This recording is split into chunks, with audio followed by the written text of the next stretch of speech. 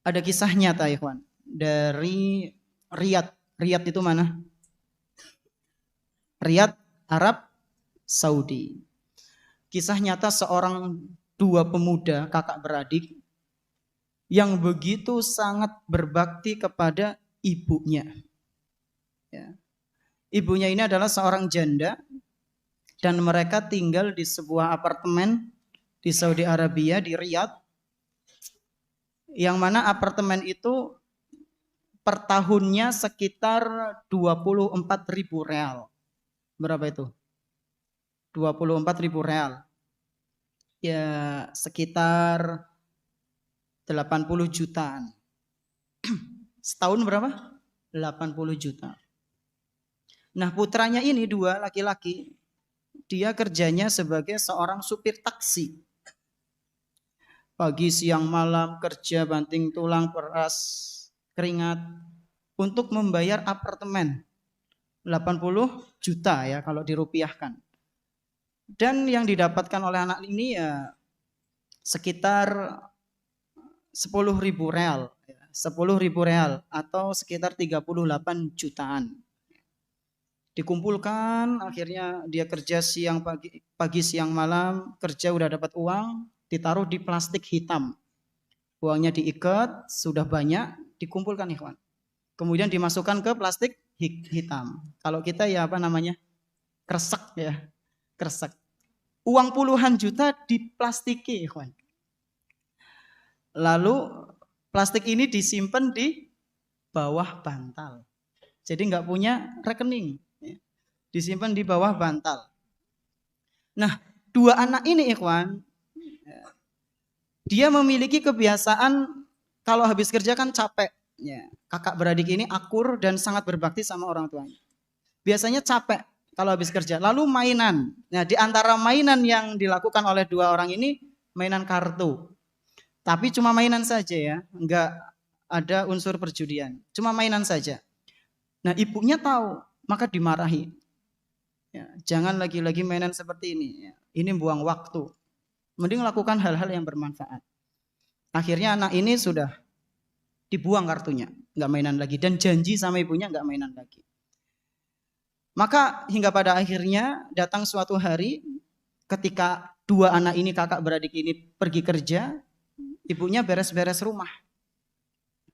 Lalu ketika beres-beres kamarnya anak ini nemu plastik nang ngisor bantal. Ada plastik hitam, buntelan, dikresek-kresek, ternyata kok kertas ya, kartu ini. Langsung apa ibunya? Ngambil kesimpulan kartu ya. Tanpa pikir panjang, ibunya buang kertas itu langsung dibakar. Plastik itu ikhwan, buntelan itu langsung dibuang tempat sampah, dibakar. Enggak dilihat dulu. Langsung apa ikhwan? Ya, orang tua biasanya gitu, wis sampah bakar. Puluhan juta dibakar. Lalu anaknya pulang. Anaknya pulang, kemudian dia ke kamar. Coba lihat di bawah bantal, kok nggak ada? Ya. Anak itu tanya kepada ibunya. Ibu tadi lihat nggak plastik yang di bawah bantal? Lihat. Ya, sambil apa nada tegas, lihat. Kenapa? Dia diam. Itu kartu kan? Bukannya ibu udah bilang dulu. Kemarin, bukannya ibu udah bilang kemarin.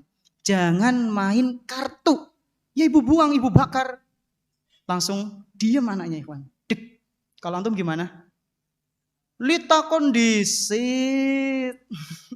Gue duit bu. Tapi anak ini apa?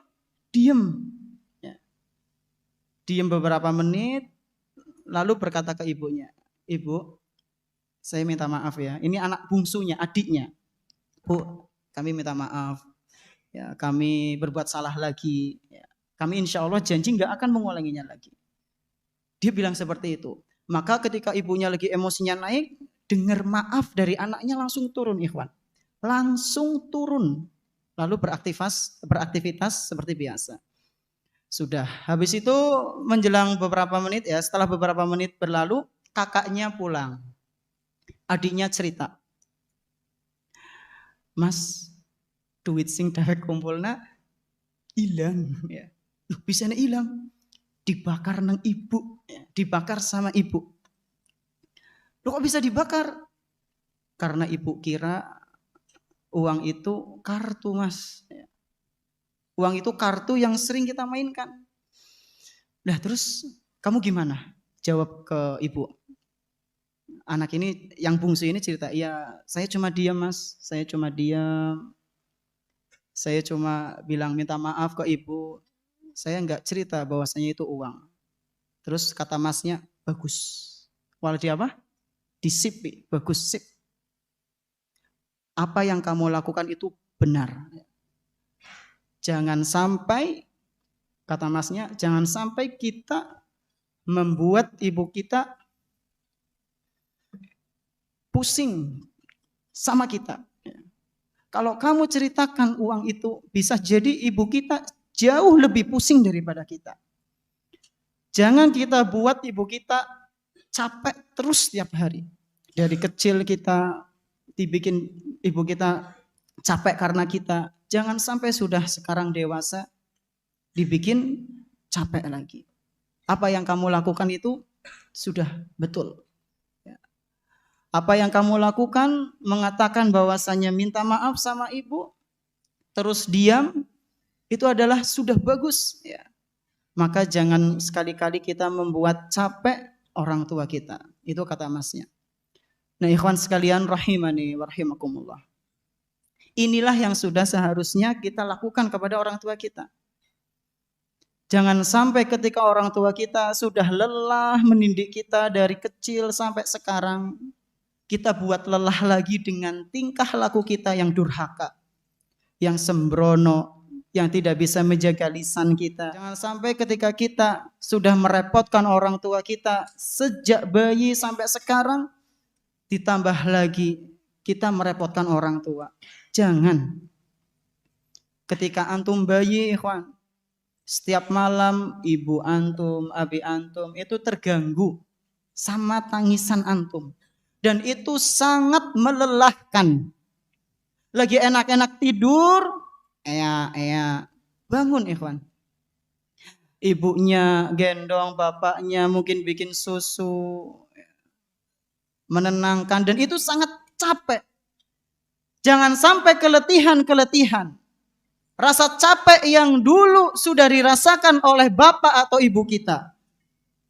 Bahkan ibu kita yang mungkin jauh lebih capek ikhwan. Sebelum kita lahir sudah capek. Lahir capek, masa sekarang mau dibikin capek lagi? Ya. Jangan. Apa gunanya seorang talib, seorang santri belajar di pondok pesantren, ketika pulang malah padu karo wong tuane, malah berantem, marah kayak seorang ulama yang ceramah kepada orang tuanya. Ya, qala Allah Ta'ala ya abi, qala Allah Ta'ala wa qala Rasul ya ummi. Pakai bahasa Arab. Ngomong apa sih? Orang paham. Ya. Kalau seorang santri pulang, dakwahnya itu dengan akhlak yang mulia. Udah itu dulu. Apalagi antum yang masih setara SMA, SMK, ya, aliyah. Jangan didahulukan dalil-dalil melalui lisan kita. Tapi dengan apa, ikhwan? Dengan sikapnya. Dengan sikap seorang santri yang baik kepada orang tuanya, maka nanti lama-kelamaan orang tua akan tertarik. Kemudian akan bertanya suatu hukum. Ya. Mungkin, ikhwan, kalau misalnya antum ingin memberikan nasihat kepada abi antum atau umi antum, itu jangan langsung, tapi dibawa cerita terlebih dahulu. Dan ini yang sering ana lakukan kepada ibu ana. Dibawa cerita kemana, sampai pada akhirnya cerita itu menuju hal yang mungkin ditanyakan oleh ibu kita. Ya. Misal, tanya tentang apa ya, Ikhwan? Antum ingin menasehati, maaf ya, ingin menasehati bapak antum yang masih merokok misal. Maka antum jangan langsung, kiye hada haram ya abi. Jangan. Terus gimana Ustadz? Antum cerita dulu ya. Pak, wingi nang pondok aku dikon vaksin. Dikon apa? Vaksin. Terus nang rumah sakit akeh banget sing watu. Kira-kira kenapa ya Pak? Ya mau lagi musimnya ya. Lagi musimnya sambil kayak gini. Iya musim ya mungkin musim karena ya kadang terang kadang udan ya Pak. Selain gue sih kira-kira kenapa ya Pak? Ya mungkin langsung mateni ke sana ya. Ya mungkin anu udut Pak mungkin ya. Nah gue udut ya. Apa ngerokok bisa nggawe watuk ya Pak? Ya Bapak sih tahu krungu jare dokter sih ya mandan abot. Mandan abot mandan ngaku nih. Ya manda ya jare sih paru-paru. Lah ya gue nang bungkus bana tulisannya ya Pak. Iya. Gue nang bungkus bana tulisannya ya Pak. Iya. Dan kok kan sih nang pondok ya, Bapak karep takon. Nah, kena kan? Akhirnya bapaknya tanya. Nah, kok sih nang pondok, Bapak karep takon ya. Jadi sih udut hukumnya apa ya? Nah, baru setelah itu antum jelaskan dengan cara yang baik. Jadi diputar dulu ikhwan, jangan ujuk-ujuk. Qala Allah, qala Rasul ya. Diputar. Tapi Ustadz, apakah kayak gitu selalu berhasil? Tidak. Ya. Ana pernah coba cerita lama sama Ibu Ana sampai hampir ya seperempat jam, setengah jam. Ora takon ya. Jadi dalam mending kena ge. Enggak jadi. Dalam mending kena enggak jadi. Malah cerita yang lain ya. Ya antum harus sabar, berdoa sama Allah. Ya Allah, mudahkanlah lisan hamba untuk mendakwahi orang tua hamba dengan cara yang baik, dengan cara yang santun, tanpa ada kesan menggurui mereka, ya, tanpa ada kesan seperti anak TK yang ceramah kepada gurunya. Antum kalau lihat anak TK, ikhwan, 5 tahun, 4 tahun, ceramah ke antum kayak gini. Ya. Mas, kalau makan harusnya duduk di depan orang-orang. Antum gimana, malu nggak? Malu gengsi ya, diceramai sama anak kecil. Itu secara umum sifat manusia seperti itu. Ya. Maka apalagi kepada orang tua. Ya. Kita sebagai anaknya, kita sebagai putranya, maka harus jauh lebih menghormati orang tua kita, baik bapak ataupun ibu. Ya. Mungkin ini yang bisa kami sampaikan. Terima kasih atas perhatiannya. Kita tutup dengan doa kafaratul majelis. Subhanakallahumma wa bihamdik. Asyhadu an la ilaha illa anta astaghfiruka wa atubu ilaik. Wassalamualaikum warahmatullahi wabarakatuh.